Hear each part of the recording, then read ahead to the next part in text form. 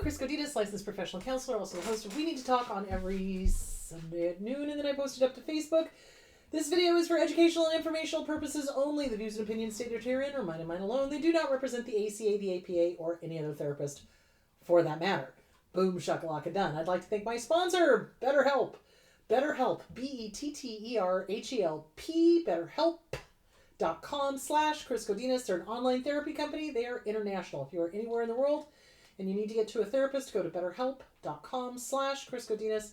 Answer a few questions, and they will place you with a licensed professional, master's level or PhD level, either in your state or that can do international. So, because it all depends on licensure. So, anyway, there that is. BetterHelp.com/Chris Godinez. Thank you so much. All right. So, questions. Lots and lots of questions. Okay.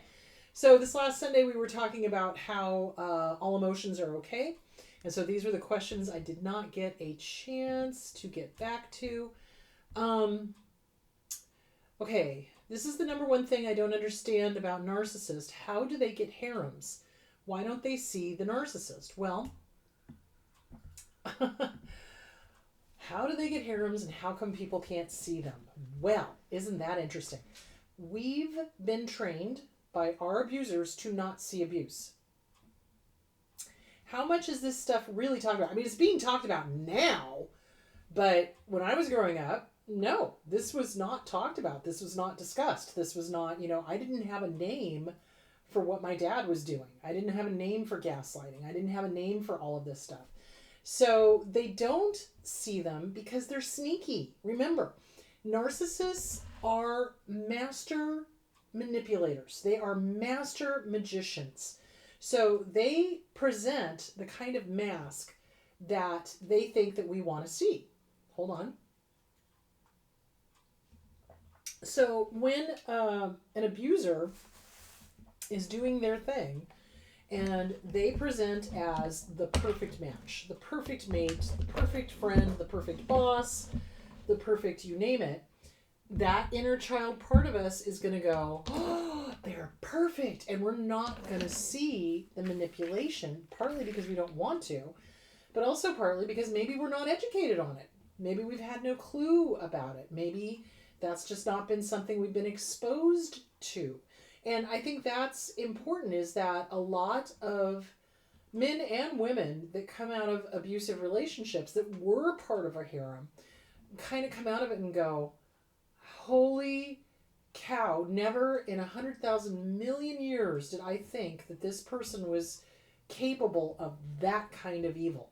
It just is out of their wheelhouse. It's like they don't have any experience with it. And what's really sad is that in this country, it seems like if you haven't experienced something yourself, you have a really hard time understanding it.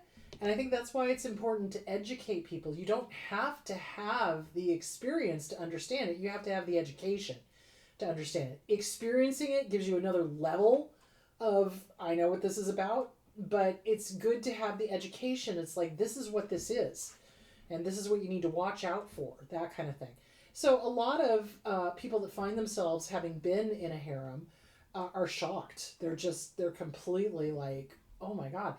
Well, it's like I said, if you look at flying monkeys, they're one of two things. They're either narcissists themselves, or they're just woefully uneducated, don't understand that this kind of evil exists.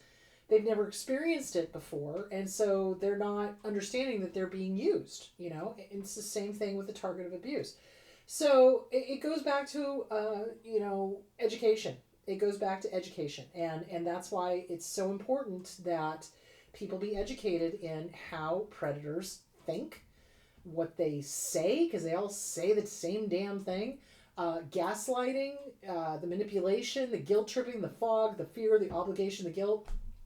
And a lot of people are, what's the word I'm looking for?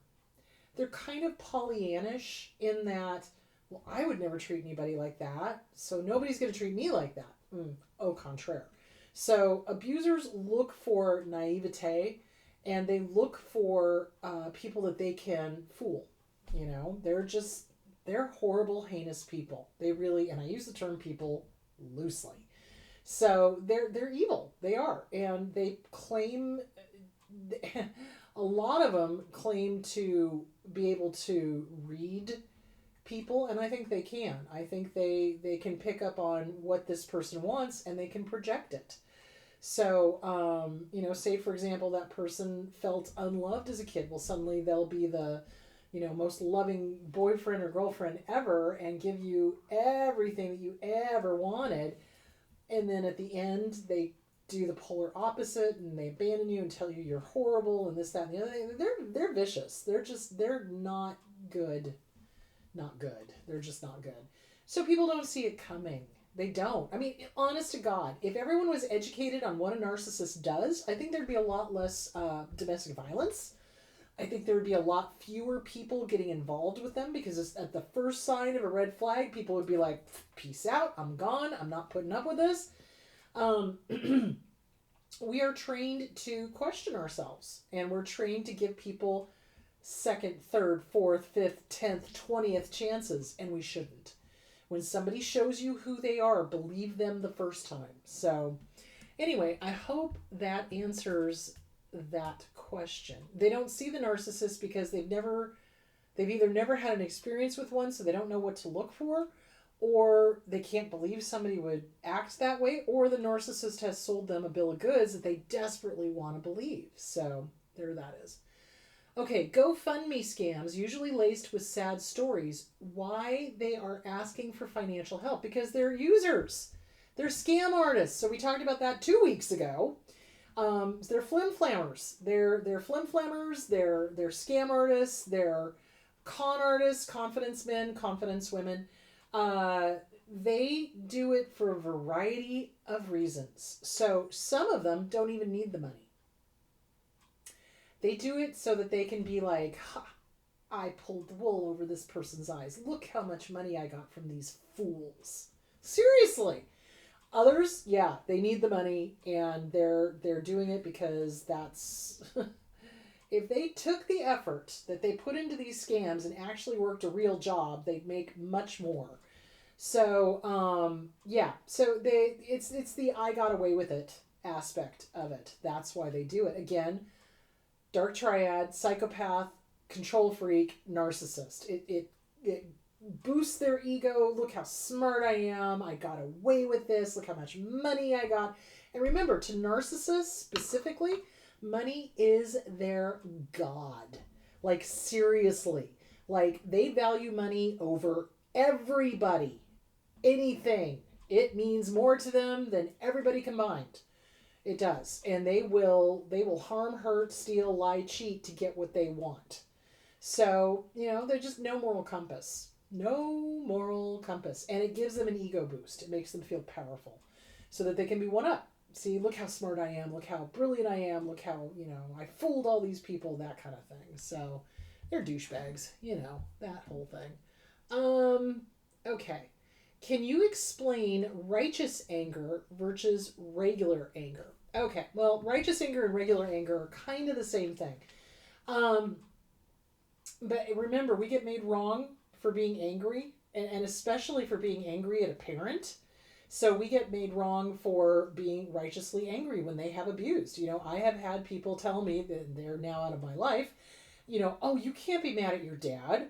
He's your dad. And I'm like, I would have been better off if my mom had divorced him. Let's just be clear. So they make excuses for the abuser. So righteous anger is like, look, I'm not just whistling a tune just to hear myself whistle a tune. I'm angry because I have a reason to be angry, and it is a justified reason. Now, that does not mean I'm going to be angry and hurt somebody. That's not justified anger. That's not righteous anger.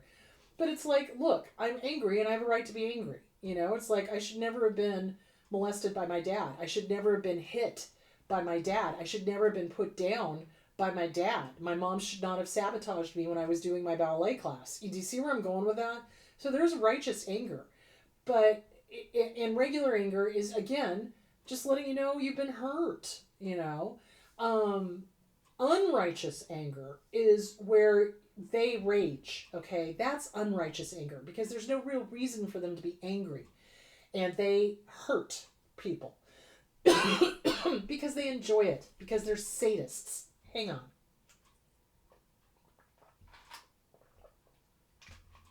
So, righteous anger is, you've been hurt, you've been harmed, you have a right to be pissed off. You process it through, you don't take it out on other people, you work it through, you get to the sadness, you work on what other emotions are there, you process it. That's righteous anger. Unrighteous anger is what they do. They do the raging for no reason. You know, I misplaced my key set, so I'm going to throw things and scream at you and call you stupid and this, that, and the other. No, that is not righteous anger. That is abuse. So, and then regular anger is you stub your toe and you're pissed off because you stubbed your toe. Normal response to pain. You know, I know the first words out of my mouth are usually mother clucker, you know, because it hurts. So again, what's the anger about? Is it a physical pain? Is it emotional pain? Is it a real pain? Is it imagined pain? Is it whatever? Do you see where I'm going with that? So righteous anger is when somebody has done us wrong. And we have a right to be upset. We have a right to be sad. We have a right to be angry. We have a right to be whatever emotion comes up. So unrighteous anger is what they do. Vitriolic, nasty, angry for no reason, spewing it over everybody and hurting as many people as they possibly can. So I hope that clarifies that question. Okay. My ex is posting all these happy pictures on Facebook with their new supply. Are they really happy? No, they're not. So the supply may be, because the supply is in the beginning of the relationship and the abuser is love bombing, love bombing, love bombing, love bombing. So of course, the new supply is like, this is great, you know, not knowing what's going on. This kind of goes back to that first question about harems, new supplies, etc. They just don't know. So in the beginning of the relationship, the abuser will post all these happy pictures and everything's great and everything's fine and I want you to see this and blah, blah, blah, blah, blah. So my first suggestion would be block them. You don't need to see their Facebook. It's not going to make you feel better. It's not going to help. And all it's going to do is mess with your mind. And they know that. That's why they do it, is they want you to be in your head. So what you're going to do is you're going to block them on every social media. You're going to block them on your email. You're going to block them in your phone. You're going to make sure you have absolutely zero contact with them. Next, you're going to block anybody who's a flying monkey. So let's say that somebody who's a flying monkey comes up to you and goes, oh, hey, you know, look at this Facebook. Oh, I want to show you what they've been doing. Oh, no, thank you. I am not interested. Oh, well, but you need to see. No, I don't. No, I do not. I need to pay taxes and die. That's about it. So you get rid of that flying monkey. You let them know. It's like you fire a warning shot across the bow. Look, I am not interested in what my ex is doing. Don't tell me about them. Don't ask me anything about them. I don't want to know. And if you bring it up again, you and I are done. Period. And of course, if they're a flying monkey, they're, backtrack. And, you shouldn't do that and blah, blah, blah. Well, if they bring it up again, block them. You don't need them. They're spies, basically, for the abuser. So the abuser will do that on purpose because they want you to have them in their head first thing in the morning and last thing at night. They cannot stand the idea of you not thinking about them. That is why they do what they do. Because they're evil. Did I mention that? Did I mention they were evil? They're evil. So that's why they do that. And are they really happy? No. Do you want to know how I know? They do not, listen to me now, believe me later, they do not feel emotions or process emotions the way that you and I do. They do not. It is impossible. They don't. They don't really truly feel happy. They may feel smug. They may feel important. They may feel one up, but they wouldn't know what happiness was if it walked up and did the Watusi with them. You know what I'm saying? So, no, they don't feel happy. Now, the new supply may be genuinely happy because right now they're in the middle of the love bombing phase. But as soon as that love bombing phase is over and the narcissist gets bored, they're going to turn on them. They're going to eat them for lunch and spit them out for dinner. So, wish them well. I wish you well in your head. You don't need to say it to them out loud in person or anything like that. Just, hey, I wish them well. Block, delete, block, delete, block, delete. You don't need to see it. And especially if a flying monkey keeps trying to bring that stuff up. No, no, no, no, no. You don't need to see that. Okay, let's see. Did I get that one? And I got that one. And I got that one. No, they're not really happy. They don't process emotions the way we do. They don't really have genuine emotions. They can feel sorry for themselves. Oh, that's genuine. But to feel empathy for somebody else, no, they don't feel that. Happiness, fleeting, unless it's, they're buying themselves something, or they have money, or they have control or power over somebody. That makes them happy, but their version of happy is not our version of happy. So just to be very clear.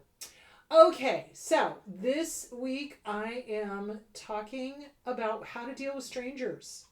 How do you deal with a disordered stranger? What if you're out in public and, somebody road rage? How do we deal with road rage? How do we deal with somebody cutting in line? That happens at Disneyland all the time. How do we deal with, strangers being outrageous, barging into a restaurant and demanding their reservation when they're an hour and a half, 2 hours late? How do we cope with people like that? So we're going to talk about how to deal with strangers when they're just being inappropriate. So there that is. All right, you guys, go have a great week. It is hotter than Hades here. Good Lord. So drink plenty of water, stay safe, stay hydrated. That's really, really important. All right, my loves, I will talk to you on Sunday. Go have a great week. Bye.